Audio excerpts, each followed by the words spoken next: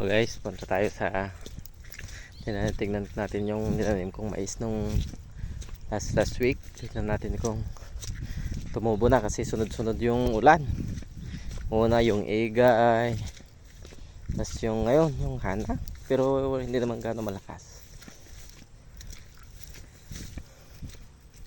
Ayan lang tayo makapasyal kasi tumila yung ulan. Okay guys, okay, ito yung tinanim natin guys na mais. Ganda na yung tubo niya. Yun lang oh, nuod naman na. Kailangan na mag-spray. Ang ganda pa ng tubo.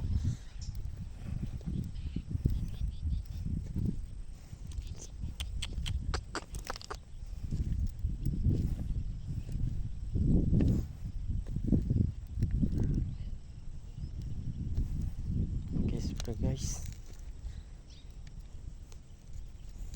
Oh.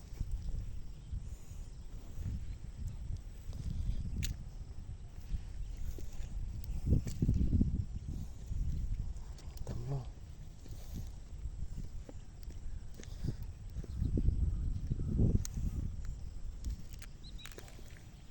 Ito siya guys.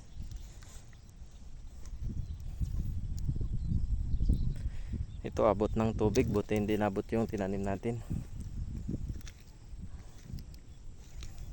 Yun lang, sobrahan sa ulan.